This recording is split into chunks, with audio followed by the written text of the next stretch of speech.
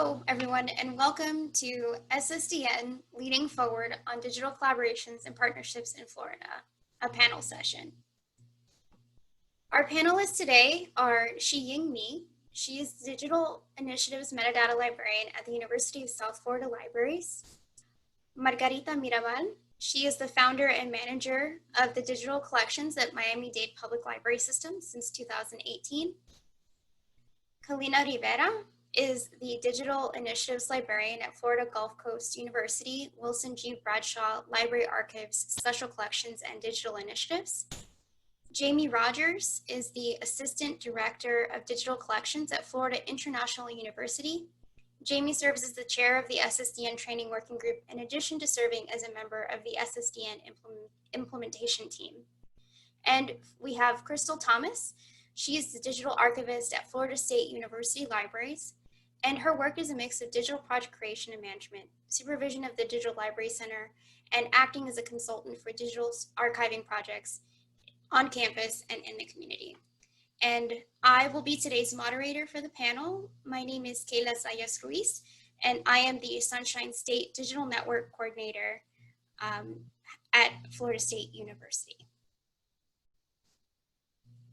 So my first question today is for Jamie.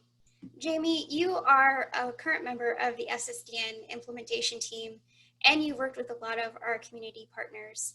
So can you tell us in what ways community partners and individuals can participate in SSDN? Thank you, Kayla. It's a pleasure speaking with everyone today. So I'll just talk a little bit about how SSDN was envisioned. It was really designed to be a multifaceted network with many ways for both individuals and organizations to participate as network members. And when I say network members, I really need anyone who participates both formally and informally. If you take part in any SSDN activities, even attending a presentation like this, you are a network member. The SSDN is a broad and very inclusive network.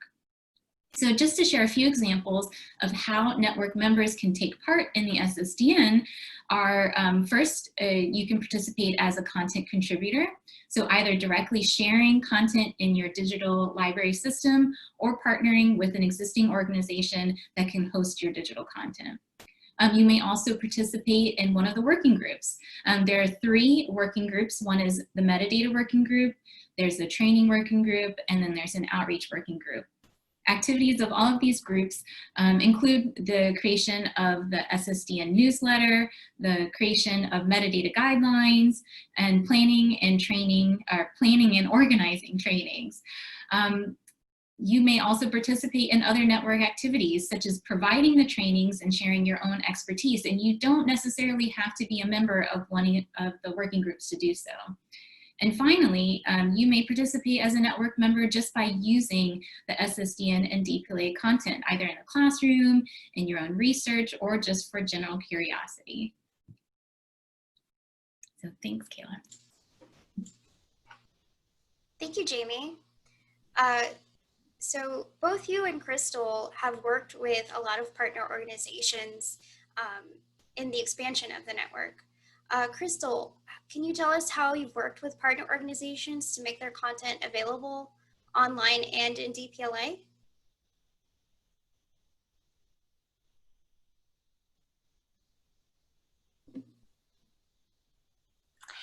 Sure, I can.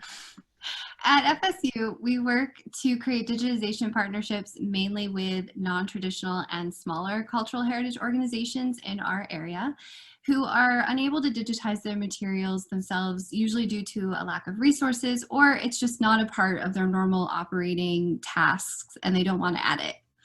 And in this work, we have some challenges and advantages. So one challenge is adjusting our normal digital project workflows, usually around communication. I work with our partners to help them understand the steps of a digitization project and what the final product actually will be.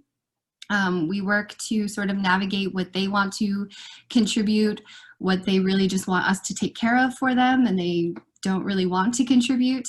I work on building a lot of trust with our partners and also assuring ownership. At no point should our partner feel that the ownership of the materials is in jeopardy. building off that challenge a little is an element of education with these projects. I'm walking a line not to be preachy or too prescriptive to our partners, but we do want to make sure we're discussing different decision points with them so that they have an interest in this project, that it isn't something they can kind of just hand off and check out of.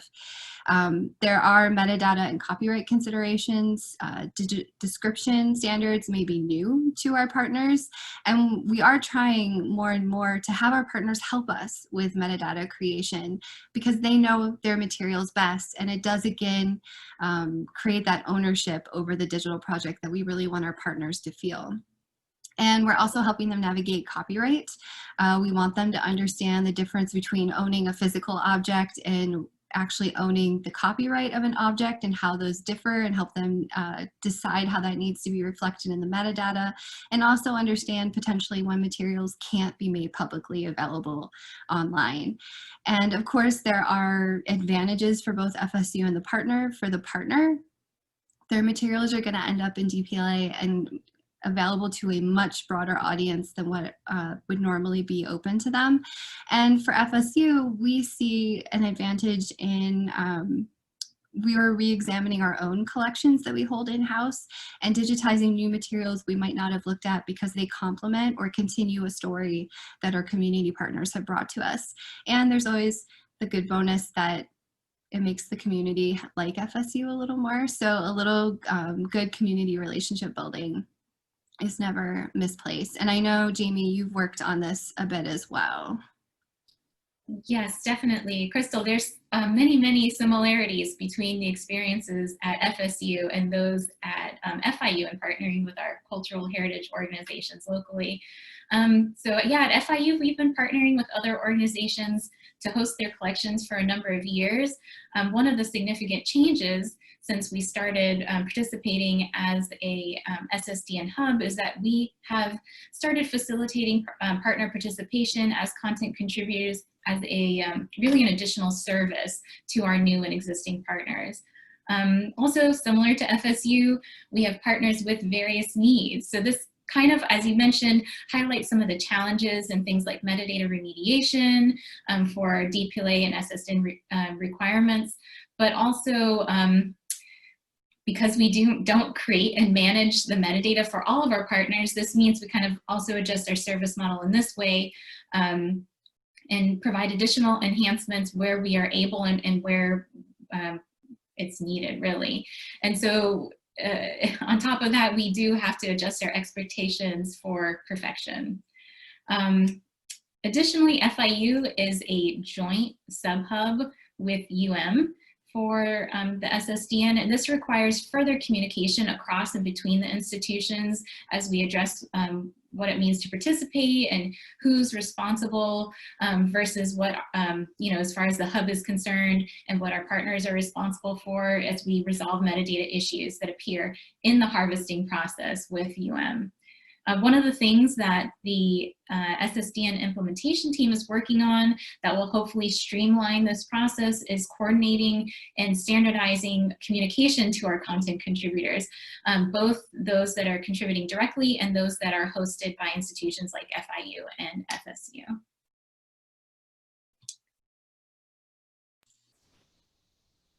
Thank you. So our next question is for some of our contributing institution partners who have joined the network since it started in 2017. Xiying, can you tell us how your institution approached preparing their collections for DPLA? Definitely, Kayla. I can talk a little bit about what we do at USF to get our collection ready to submit to DPLA. So the first thing we did was to, test the water. So for our first harvest, we picked only 4 very small collections. They each contain about only 20 items. And we make sure that all these 4 collections represent different file formats. So we have one collection for audio files, one for image files, one for text, and the other one for digital 3D models. And we wanted to make sure all of our collection will go through smoothly and they'll look great at DPLA. And then the second thing we did was to submit our collections batch by batch. At USF, we have a fairly large digital collections. We have over 180 individual collections and over 67,000 of items. So submitting them through different batches allow us to have time to work on the metadata standardization. So it took us about a year and a half. So it's about 6 harvests to finish all of our submissions. The last thing we did was to double check and triple check our copyright and to make sure that we send collections that's won't violate any copyright laws or that's too sensitive to share in a larger user communities. So that's about all the things that we did at USF.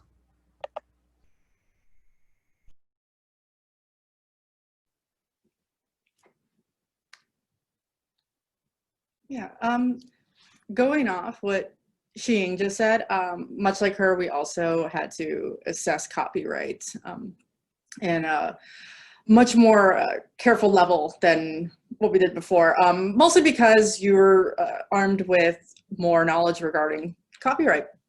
In addition, we also found ourselves having to assess other information revolving around potential usage of materials, specifically around materials and collections that are sensitive in nature.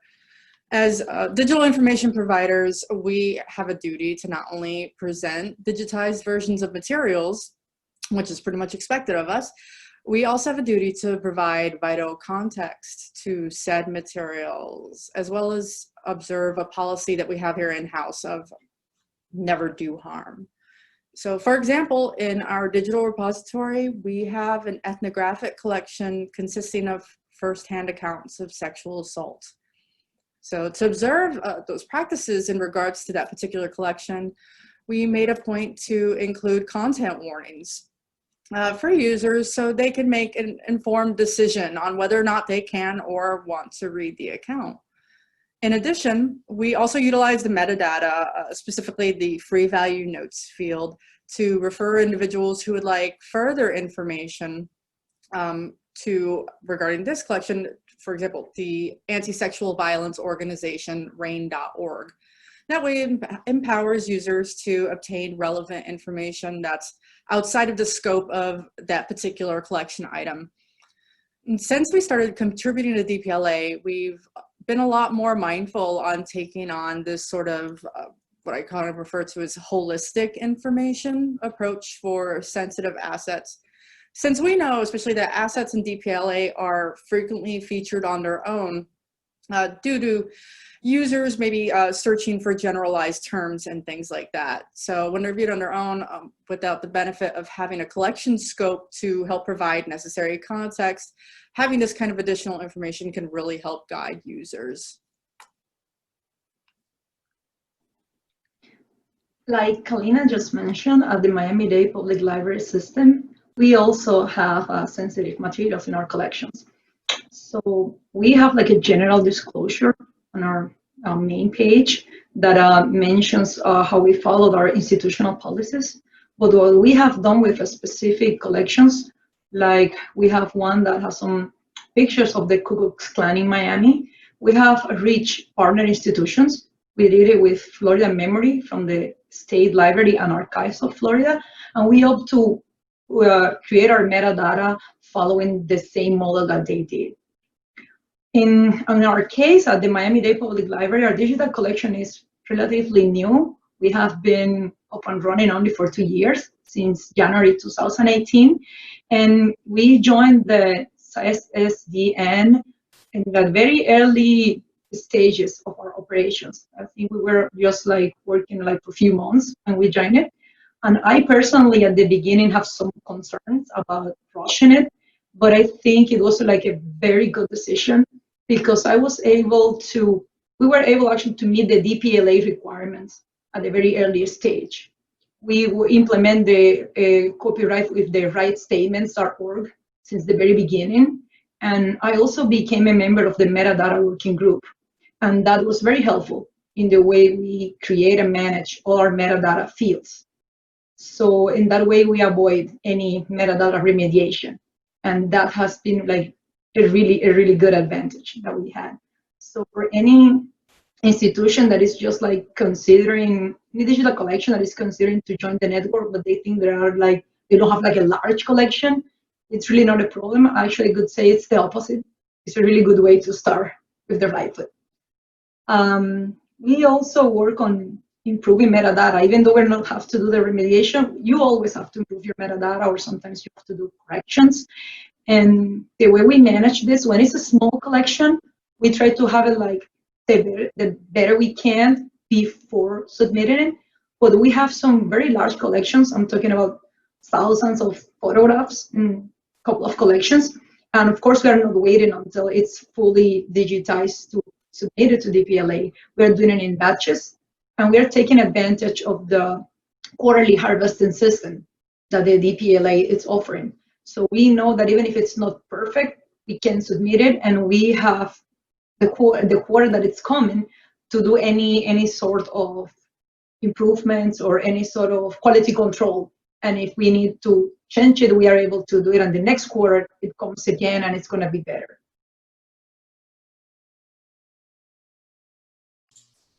Thank you. Those are all great perspectives on different approaches and different considerations to take when you're preparing collections for DPLA or thinking about becoming a partner. So going off of that, can you talk about how participating in DPLA has improved access to your collections? Definitely. As I mentioned, we're a relatively new unit, and we are always looking for opportunities to market the digital collections. We are working, of course, with our internal marketing department, but being in the DPLA is a really good way to get more exposure. So I think it's definitely helpful, the way that we are reaching other communities. Yeah, I can definitely, like Margarita said, like the marketing perspective for both the university and also for us here at Florida Gulf Coast University. Many of our cultural heritage collections are from the Lee County area here in Southwest Florida. And of those collections, they're courtesy of small, independently run historical societies that, they tend to be obviously a lot smaller and frequently subsist on volunteers. And while their public profiles can often be raised with the inclusion of their materials into our digital repository, and that's due just to simply us having access to the technical infrastructure to display digital materials, as well as the fact that we are the main public university in the Southwest Florida region. But despite that, there's not nearly as many eyes on us as there are on DPLA. It's the Digital Public Library of America. I mean, and compared to with many of the major universities throughout the US, Florida Gulf Coast University is a young university. It's less than 25 years old. So participating in DPLA on another track, it was also the push we needed to engage in metadata remediation, as a couple of my colleagues have also mentioned. That's pretty huge when it comes to contributing DPLA, because metadata, you are never done, ever. So, and that process, which can often be rather messy and laborious, it was greatly assisted by SSDN themselves, who are able to provide reports detailing exactly which assets within collections requires evaluation, which streamlines the process tremendously. So love SSDN for that. I agree with Kaleena. At USF, our digital collections are built in over 20 years, so our metadata varies.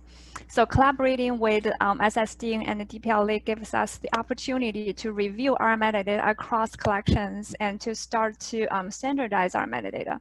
So through the metadata standardization, we believe that the searchability and the discoverability will be greatly improved. And DPLA definitely is bringing a larger user group to our collections. In this past 18 months, we've had over 12,000 hits directed to us through DPLA, so we are pretty happy about that.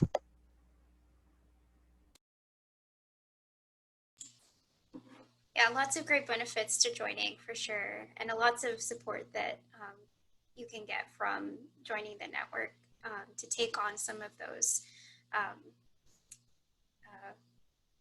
new projects. So going on from that, DPLA does bring your content to a wider audience. So Crystal, would you like to tell us a little bit how sharing your content to DPLA and participation in SSDN has changed your digitization priorities and processes? Yeah, so as I mentioned earlier when I was talking about our partners, working with them made us look at our own collections for new digital project ideas, and just participating in the wider SSDN DPLA project has also made us really rethink our digitization priorities. We're currently in the process of revisiting all of the documentation, as many people are in this time. And we're looking at how we decide, track, and use digitization priorities to really focus our digital projects on a yearly basis. And in revisiting all of this, we decided we would use some of the featured categories on the SSDN local site, which I linked here on the slide for you, to direct one of our main digital priorities moving forward.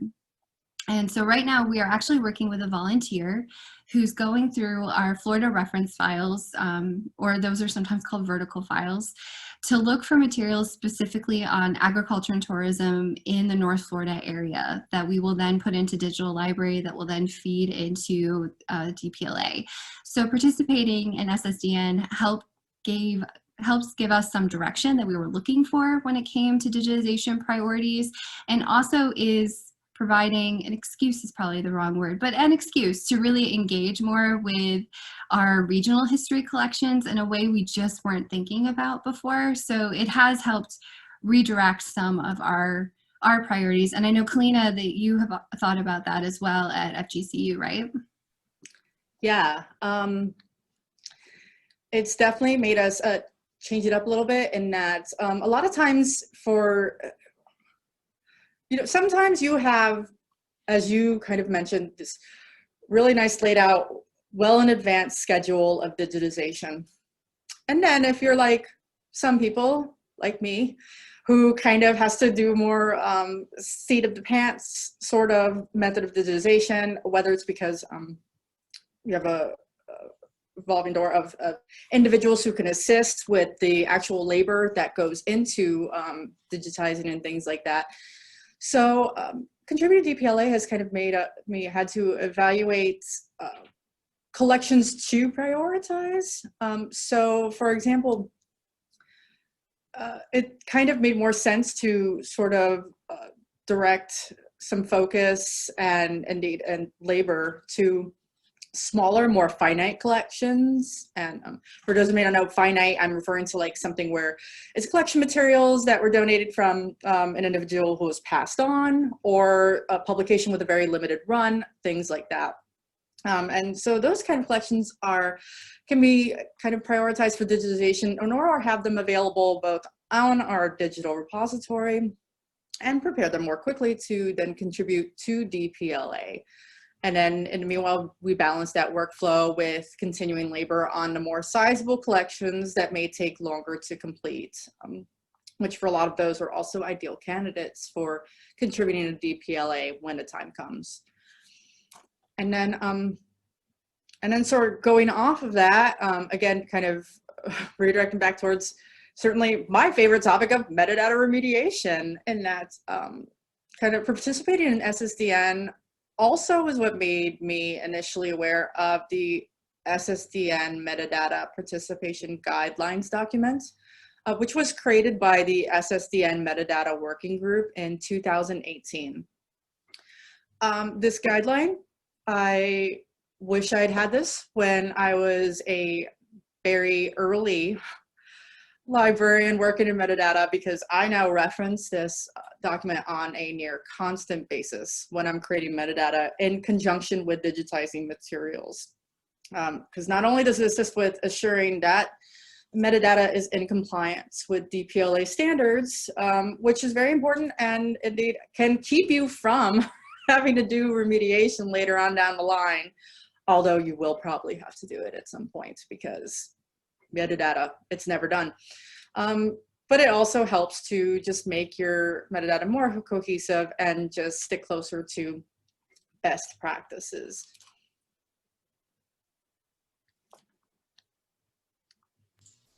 Thank you both. Yeah, it's really good to see that SSDN and DPLA have been able to provide an area of focus for you and really streamlined the ways that you prioritize your collections. So this last question is going to be for everybody on the panel. And it's basically what you were looking to get from your partnership. What were your expectations and what outcomes have you seen from your partnership with SSDN?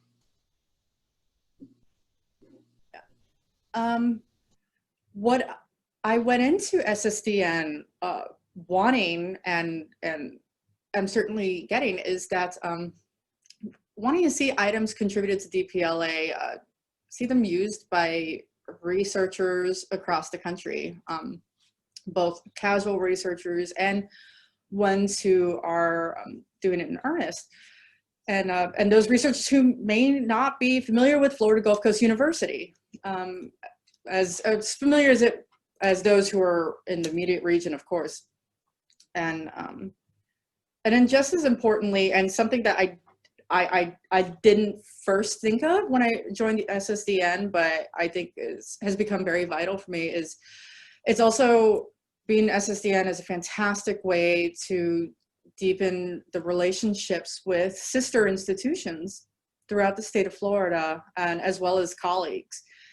We even have some colleagues who are located outside of Florida, which is fantastic.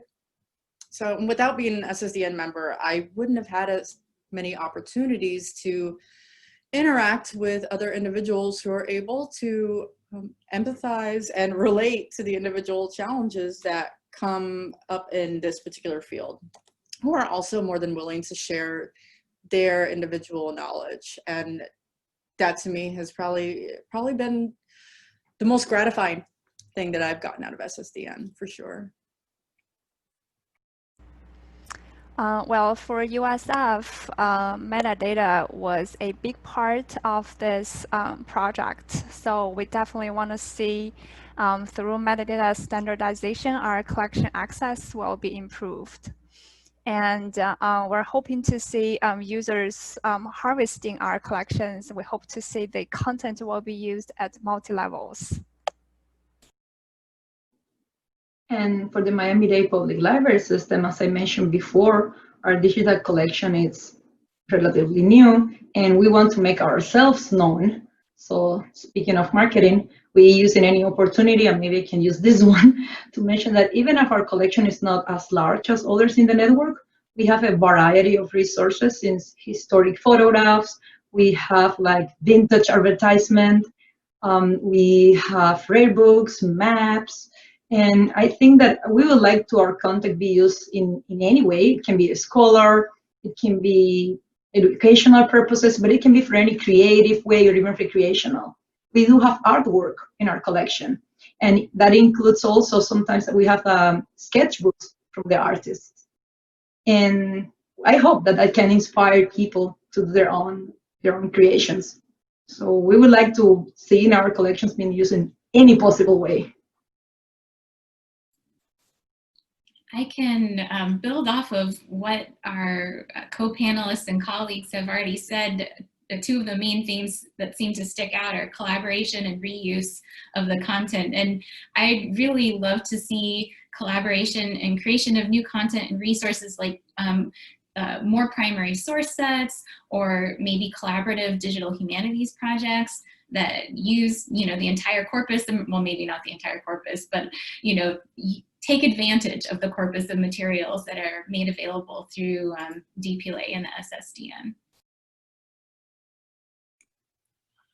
And building off a bit on reuse, I think I'm most excited that we are participating in SSDN for our partners. I mean, I'm excited for FSU stuff to get used as well, but I'm most excited for our partner materials to be more widely found and reused in projects that these organizations maybe couldn't have thought of themselves, and now they can be a part of. So I'm really excited for them to be discoverable by a much wider audience, and hopefully it will bring opportunities to those organizations in a way that they couldn't have envisioned before participating in SSDN. Yeah, those are all great outcomes and reasons for wanting to participate.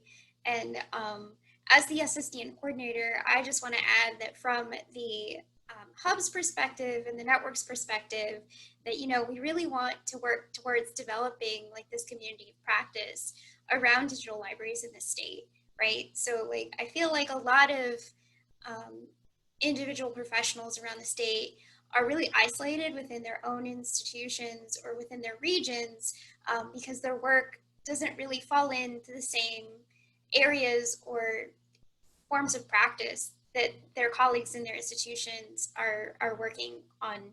And, you know, so that can be really isolating when you don't have someone else in your institution to talk to you about these things.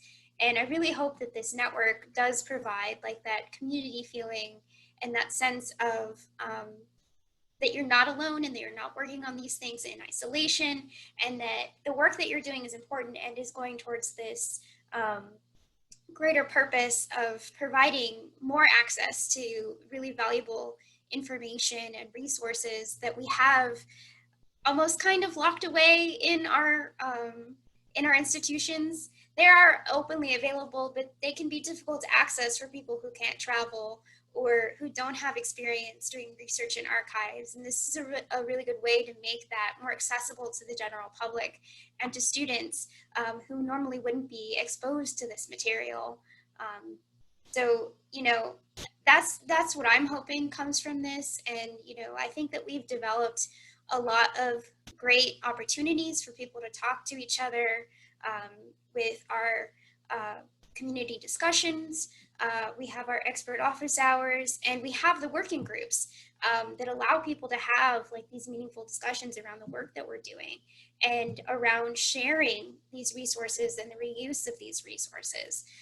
So it's really great to hear from all of you that that's what you wanted and that that's what you're seeing come out of this, because that's really why we formed this network, is to develop these meaningful and engaging and equitable partnerships and collaboration around the state of Florida that we haven't really seen in the past around digital collections. So I'm really glad that that's what's coming out of it, and that you know, you've all found different ways to participate in ways that work for your institutions, that we've made it accessible for all of you to find ways to participate and, you know, to feel engaged and to feel like that the challenges can be overcome and that you have support in overcoming those challenges, and you have resources that you can